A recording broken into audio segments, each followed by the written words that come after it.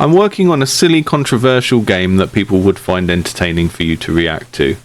Will they? Will they really? O goddess of the Jebusites. Don't even know if I put this on my channel if I can monetize the ads. Brutal Bible bloodbaths. Does it show situations showing hurt, damage or injury? Yeah, definitely, but are they real? No. There are cartoony talking children that you or other soldiers need to chop up with your magic laser swords. I'm not being shocking for the sake of it. I am basing this on a Bible passage where God wants everything to be killed because he hates their human sacrifices and temple prostitution. Squanchy wanchy woo. Toodly oodly oo. Ning nang nong. This includes the killing of animals, children, babies, and sexual worship assistants. I think we call them sex workers nowadays. It is not suitable for younger players. That Bible passage also says not to chop the fruit trees because trees aren't people and you can eat their fruit. Do you think this is too unique? Which is a reference to a video I did recently. I'm going to say up front that this sort of rings some alarm bells to me. Let the cleansing of the unclean begin. Normally when people send me their games, they are looking for one of two things. One is the thing that the channel was intended for, which is for me to give design feedback and say, here's how I think you can make this game better. And by better, I usually mean, you know, try and achieve whatever goals you've set out for this game. And then there's a second type where people don't understand that I'm a design education channel and they just send me things because they think I'm going to show people the game, tell people to wishlist it, and basically just be a games journalist, which is not what I am, right? I'm an edutainment channel, I'm a professional game designer, I'm not a games journalist, I'm not a games critic. I do a bit of that, but that's not really what this channel is about. But this is really in a kind of third category of things because I'm being asked to react to this thing and how shocking it's going to be and so on. I'm just going to cut your toenails. Sexual worship department. Now we're talking. The kind of game feel of things falling apart is quite good. The way the screaming is implemented is quite good. I think that making a gory game about cutting people in half is not necessarily a bad thing inherently. Looks like meat's back on the menu, boys!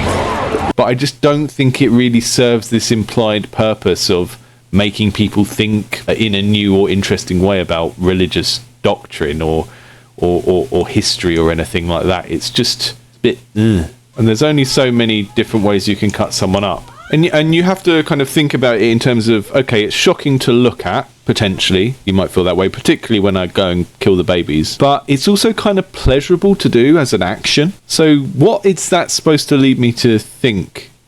The only use case I can think for this game is someone who does believe in sort of Old Testament morality and does want to chop some sex workers in half. In which case it stops really being a religious critique. The kind of action of being a seraphim or whatever I'm supposed to be in, it's like, well, it's kind of fun. So if you're trying to make a point that that's an evil thing and you're making it fun, then I don't know, best thing since sliced baby. Animals, pigs. Now we're really making bacon. Yeah, you can see how Peter is going to love this one. It's what happens to Roach behind the scenes after they finish a Witcher game.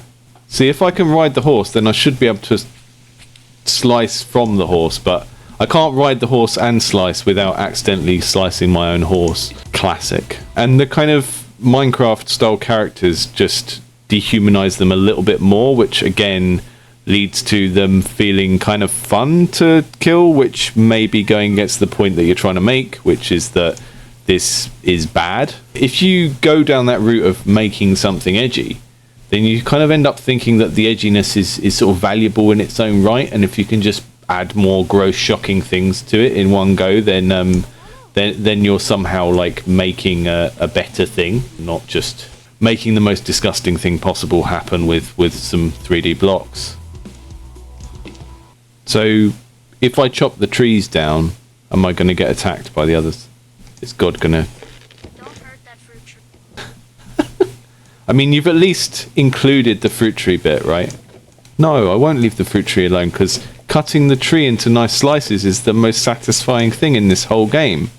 And I think it just goes to show the activity is kind of interesting and fun to do, and it doesn't actually need the gore or the shock value to make that action of cutting a tree feel nice. Love to play like a baking game or a carpentry game that used this tech to do something productive instead of something so puerile and sort of faux intellectual as doing this sort of religious satire thing that I think it's just not doing very well at all.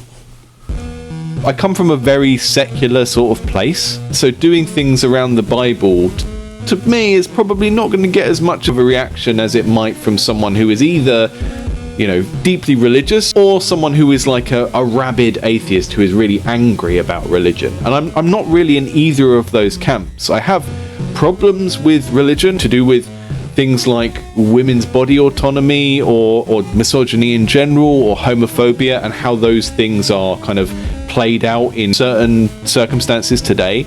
But this kind of attitude of, you know what, this is what's in the Bible, oh my god, like, I don't really care. I don't think this kind of gotcha attitude of showing people how violent the Old Testament is particularly interesting or compelling as a kind of satirical strategy. This is a tech demo for doing a particular type of destruction.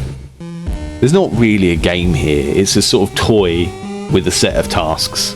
Maybe some people might find some delight in this, but again, if it's intended as a piece of satire, which you sort of do try and hammer home a few times by saying, oh, this is in the Bible kind of thing. I come from like one of the most secular countries in the world, where people generally keep to themselves about religious things, so I don't have this kind of anger that might drive someone to make or find something like this interesting in the first place. By and large, I ignore religion and religious people unless it's getting all up in my face and judging me for, you know, eating fermented fruit or whatever I'm not supposed to do. I'm sorry, Luke, I don't really know what you expected to get out of this, but it's not really a thumbs up from me in terms of the game design, and it's also a thumbs down in terms of the kind of rhetoric and the attempt at satire that's happening here. I don't find it particularly shocking.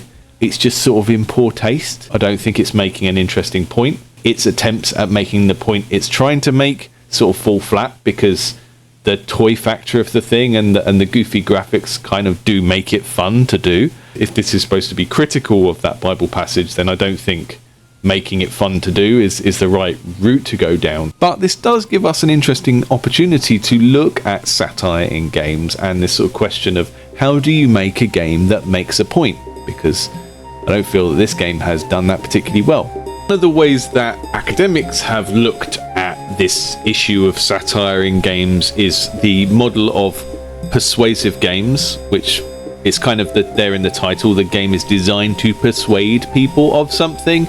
And one of the most important texts on this is Ian Bogos' Persuasive Games, which outlines a model of what he calls procedural rhetoric. So if rhetoric is kind of the skill or the craft of making arguments, then procedural rhetoric is when a kind of machine or a system makes an argument as you kind of interact with it. I remember certain experiences like this when I was a kid playing Theme Park. There was a whole system in there where if you increased the amount of salt in the fast food, then people would become thirsty quicker, and then they would go and buy drinks. So you were incentivized to do this thing that was unhealthy for people in order to kind of maximize your profit making by the way that your different businesses interacted within the theme park. And I remember that kind of giving me this moment of realizing that businesses are about making money. They will do things that maybe are unhealthy for people to maximize the amount of money they're making. Maybe I wouldn't have been, maybe as a child I wouldn't have been able to like verbalize it like that, but I do remember kind of putting it together in my head and going, oh, that's how that works. I think that's one of the reasons why some of the best strategy or management games are ones where the player is sort of positioned as an evil character. Bullfrog games did this all the time. So Bullfrog made Theme Park, they made Dungeon Keeper, Syndicate, populace where you play as a god. There was always a kind of maliciousness to these games where the player is like this powerful leader, but they're not a benevolent leader. They are, treating people or creatures like property, like playthings. And there's definitely something interesting there where we know lots of games are power fantasies. We know lots of games are about accruing power.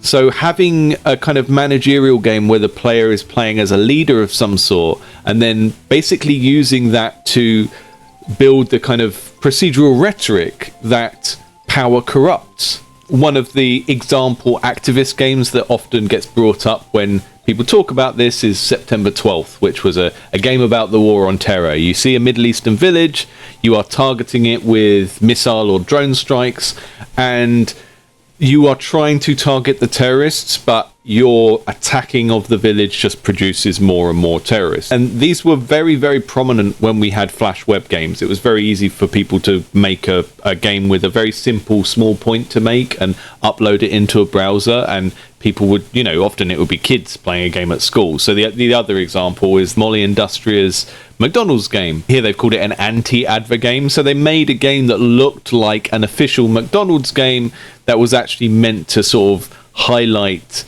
the fact that burgers come from cows, and it was designed to look like a McDonald's game that was like an official thing that kids would play in school.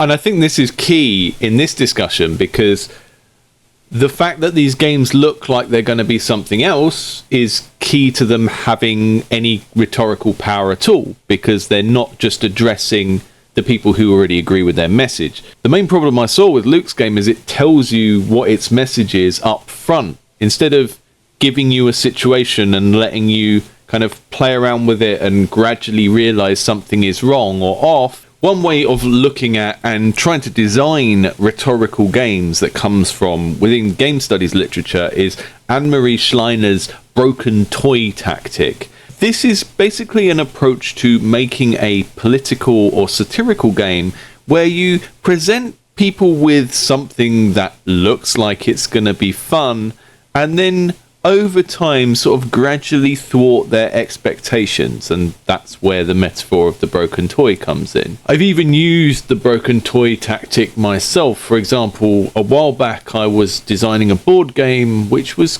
kind of me working through some frustrations I have with how universities work or arguably don't work. So the prototype you can see in the stream there was based on this thinking that players were going with a particular model in their mind of how things do or should work in education, and how it's all about giving people the best education possible, but then the rules of the game and the incentives that the game gives in terms of what you've got to do to win would create all of these competing objectives, and in the end players would feel like they were having to prioritize cutting costs or making profit, and that would kind of maybe show them my critique of these systems in the real world. Now, I never finished that game, and perhaps I never will, but it shows the sort of approach that I think is better for making a game that has some sort of point to make. It's you kind of lure people in with the promise of one thing, and then over time expose them to things that challenge their mental models in their head. A satirical game which sort of tells you the point right up front, to me, is a bit pointless, because the only people who are going to play that are the people who already agree with it. It stops being an effective form of satire because it can only target people who already agree with its message. On one hand, I appreciate the fact that these people do not look Middle Eastern, because I think in the current political climate that could feel deeply exploitative and gross. But on the other hand, my partner sort of had a play of this earlier and pointed out that the striped pajamas make them look like they are people in a concentration camp, which perhaps wasn't what you were going for, but probably needs to be said regardless. It does feel like the character design and everything is just leading me to a place where I feel quite alright about killing them. It is kind of enjoyable to do. If this is bad, then why are you making it fun? Because it is fun. It's fun to do. The game is gross, obviously, but what does all of that achieve? And it's kind of like it's making this point about the Bible, which isn't very clear. And I think the people who need this point made to them are never going to play this in the first place. It's weird. As a piece of satire, if that's what it's trying to do, then I don't think it's going to be very effective. And I think the kind of original message I got from Luke that said, I'm not just doing this to be shocking, I don't think that's true. I think this is about being shocking. It doesn't need to be disturbing or edgy. Imagine a game about working in a deli and like slicing sausages. Imagine that. The mechanic that you've got for cutting things in half would make like a fantastic mechanic for a puzzle game or some sort of cooking game. Imagine if you invested all of this time into making the best deli sausage slicing game. Or even a game about chopping characters which doesn't have this weird biblical baggage that I don't think does anything. My issues with religion are really to do with how interpretations of texts like lead to the oppression or disenfranchisement of particular groups based on their kind of gender or their sexuality or their race. Those are the things that I think are bad about religion. I don't really care if there's a Bible passage from like 3,000 years ago that said, oh, and God said, get thy lightsaber and chop some babies. So what? It seems almost disingenuous to say that this is trying to make some kind of point. You've implied that it's making some point by the Steam description of the game and the email I received, but I'm not sure I need this point to be made to me. I think this is a game that's designed to get people's attention by trying to walk the line between being funny and amusing and being shocking, and part of the problem with that is that people aren't going to be able to play it on their streams or their channels. The only people that it can really serve as an audience are people who are titillated by murdering children. So what does that achieve, you know? I'll let you answer that for yourself.